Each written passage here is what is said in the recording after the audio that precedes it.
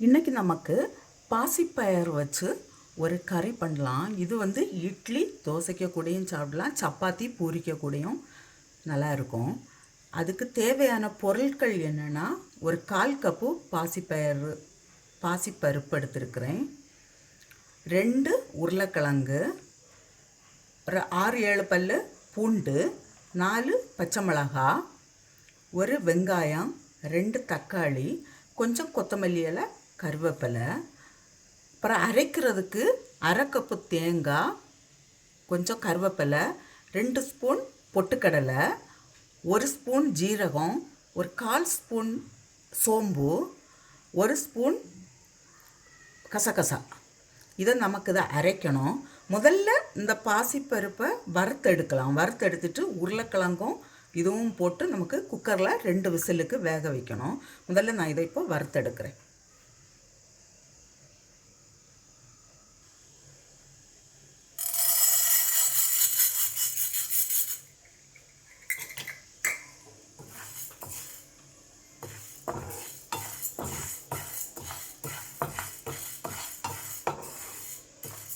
இது லோ ஃப்ளேமில் வச்சு நமக்கு இதை கொஞ்சம் ஃப்ரை பண்ணி எடுக்கலாம்.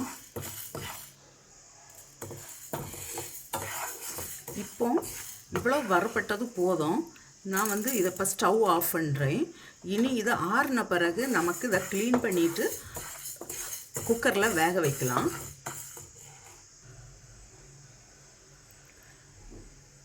இப்போது இந்த குக்கரில் இந்த உருளைக்கிழங்கையும் போட்டு தேவையான அளவு தண்ணி விட்டு 2 விசில் வாரது வரை இதை இப்போ வேக வச்சு எடுக்கலாம். நமக்கு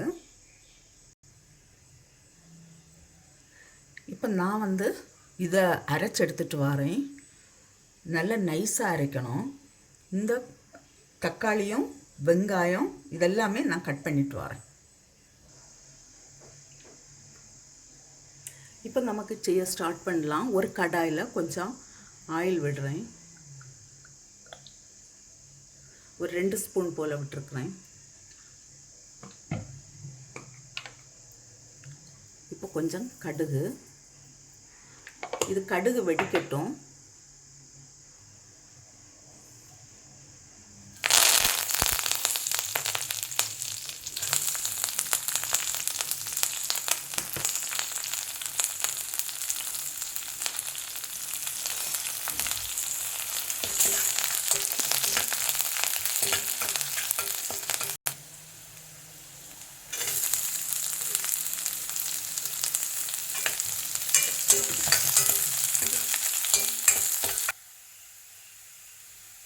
இப்போ வெங்காயம் இவ்வளோ வதங்கினது போதும். இப்போ தக்காளி போடுறேன்.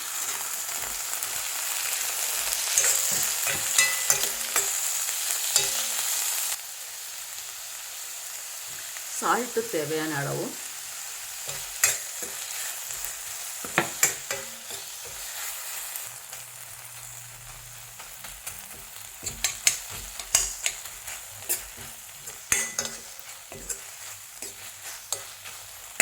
இப்போ வேக வச்ச அந்த பருப்பும் உருளைக்கிழங்கும் போடலாம்.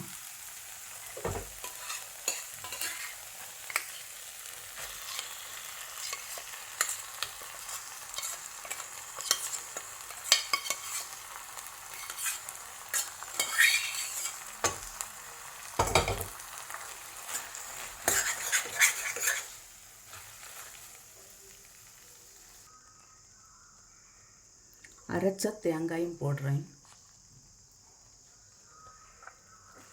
கொஞ்சம் தேவையான அளவு இனி கொஞ்சம் தண்ணியும் விட்டு சால்ட்டும் சரி பார்க்கணும்.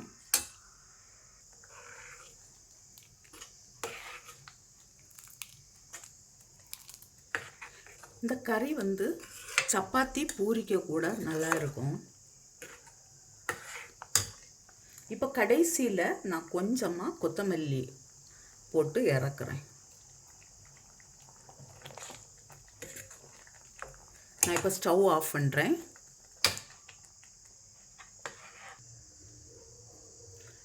சப்பாத்தி பூரிக்க கூட சாப்பிட்ற நல்ல ஒரு டேஸ்டான பாசிப்பருப்பு கறி வந்து ரெடியாக இருக்குது. இதே போல் நீங்களும் செய்து பாருங்கள். செய்து பார்த்து உங்களுடைய கருத்துக்களை தெரிவிங்க. உங்களுக்கு இந்த சமையல் பிடிச்சிருக்குன்னா சப்ஸ்கிரைப் பண்ணுங்கள்.